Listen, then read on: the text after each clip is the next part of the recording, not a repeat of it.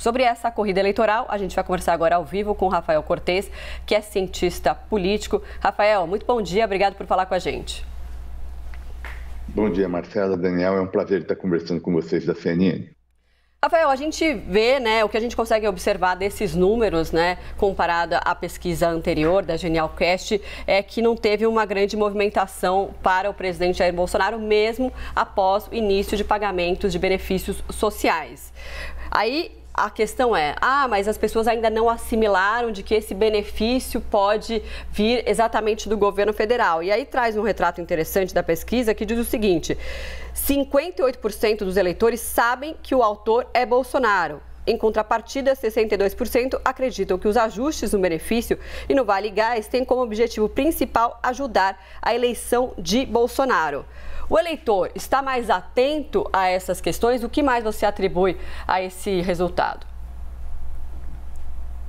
A sua pergunta é fundamental. Ela talvez resuma o questionamento mais importante dessas pesquisas mais recentes. Ou seja, em algum momento, será que as medidas do governo desenhadas para transferência de renda ou para dar algum benefício concreto a grupos importantes do eleitorado, será que isso vai afetar o cenário eleitoral? Uma parte da pergunta é sim. Então, as pesquisas já estão mostrando uma melhora na avaliação de governo. Modesta, mas ainda assim numa tendência de alta.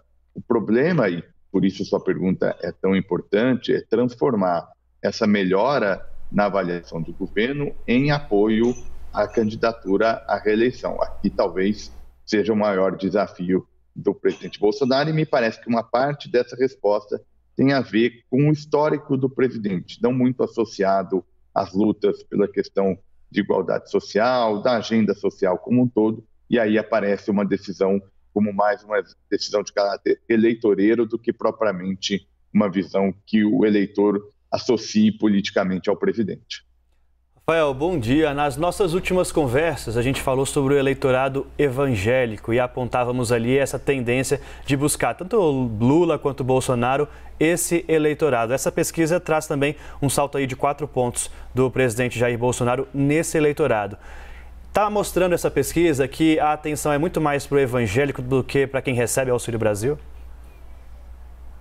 Bom dia, Daniel. Esse ponto é importante, porque a eleição de 2022 ela é uma eleição que tem como protagonista o voto econômico, que a gente está discutindo, a agenda social, mas não sozinho, né? E um outro ponto importante é o debate sobre valores e em que medida isso se expressa no comportamento eleitoral. E não há dúvida que a campanha de reeleição tem feito um esforço importante em mobilizar o eleitorado evangélico. Basta uma simples passagem de olho, seja em redes sociais, seja nos veículos de comunicação, para a gente encontrar sinais importantes da campanha de reeleição para esse segmento. E, de fato, isso tem aparecido nas pesquisas. O problema é que, do ponto de vista da candidatura do governo, é que essa melhora nesse segmento evangélico ela não é compensada em outros segmentos que são importantes. Então, acaba, no resultado agregado,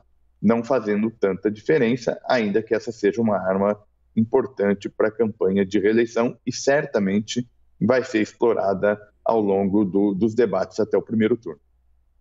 Rafael, tem um outro dado interessante dessa pesquisa entre as pessoas que recebem o Auxílio Brasil, né? Depois que o pagamento começou a ser dado de R$600, a diferença entre Lula e Bolsonaro aumentou. Aumentou do ponto de vista a favor do petista. Por quê? Me parece que tem um pouco a ver com primeiro esse movimento do governo que pareceu ser um pouco eleitoreiro, né? Ou seja, o governo Bolsonaro, se a gente recua um pouco no tempo, a gente vai ter dificuldade de encontrar o governo investindo nessas agendas associadas à política de transferência de renda e coisas do gênero. Ao contrário, né? Uma parte do esforço do governo foi na emenda em relação à reforma da Previdência, que aparece para o grande público como uma direção contrária ao estabelecimento de um regime de bem-estar social. Então, dado esse histórico, quando o governo toma essa decisão às vésperas da eleição, isso pode aparecer, de alguma maneira, ser oportunista. E dado que o eleitor tem à disposição um candidato que é muito ligado a essa questão, né, o ex-presidente Lula muito associado, por exemplo, ao antigo Bolsa Família, isso é desafiador para a campanha de reeleição transformar essas políticas concretas em voto. Naturalmente, uma parte desse movimento ainda vai acontecer à medida que isso vai ser explorado ao longo da campanha, mas de todo modo não vai ser uma passagem automática, por isso a vida dura do governo. É interessante a gente observar também esse índice de intenção de voto de Lula em 45%. É um número mágico nas pesquisas eleitorais, né, Rafael, quando a gente fala em 45%, porque se a gente considera os votos válidos, o 45% dá uma indicação de uma eventual e possível vitória em primeiro turno. O que me parece é a questão essencial desse primeiro turno, né? Assim, a gente já viu os números bastante consolidados na polarização, então a questão passa a ser, é primeiro turno ou não? Os números do ex-presidente Lula nas pesquisas são muito favoráveis, né? Historicamente ele já está num patamar que todo candidato que venceu o primeiro turno nas eleições anteriores está muito próximo a esse patamar, então é muito difícil ter mudanças mais significativas, sobretudo mudanças positivas para a candidatura do petista. Então, o que me parece que é importante a gente acompanhar até o voto em primeiro turno é o chamado potencial de voto útil, ou seja, de um voto de uma pessoa que não é naturalmente associado ao Lula, mas que eventualmente pode fazer essa escolha em nome da rejeição ao governo Bolsonaro. Acho que isso é o tema central aí ao longo da campanha.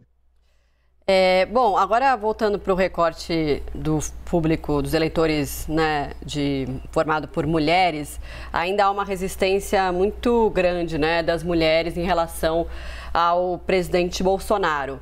Até ele tem utilizado cada vez mais a imagem da primeira-dama para tentar aproximar o eleitorado feminino da campanha dele, da candidatura dele. Mas a gente vê um resultado ainda pouco expressivo. Será que essa estratégia é suficiente? Será que o presidente vai conseguir ter alguma linha de atuação que vai conseguir reverter, não reverter em boa parte, porque acho que o tempo é curto, mas pelo menos um pouco? Olha, Marcelo, eu acho que a sua pergunta dialoga com o que a gente estava conversando até aqui, seja do ponto de vista do efeito do Auxílio Brasil, seja para esse debate da mobilização do eleitorado evangélico. E eu digo isso porque me parece que tanto a questão do programa social quanto do debate de valores vão se encontrar e se encontram na busca por parte da candidatura de reeleição desse apoio no eleitorado feminino, como se fossem atalhos para chegar e ter uma plataforma um pouco mais próxima do olhar feminino para o processo político. Qual que é o problema com essa estratégia? Primeiro, são aqueles limites que a gente já está conversando, né? Essa questão social é muito associada ao ex-presidente Lula. Mas o outro ponto é que o histórico do presidente, nesse caso, não favorece, né? Um acúmulo de declarações polêmicas, de decisões de governo que geram um custo, uma percepção de custo a mais no eleitorado feminino. Isso não é de hoje, isso é desde a campanha de 2018. Então, eu faço essa referência histórica para mostrar a dificuldade que a campanha vai ter de mobilizar esse eleitorado feminino. Rafael Cortes, cientista político, muito obrigado pelo bate-papo aqui no Live CNN.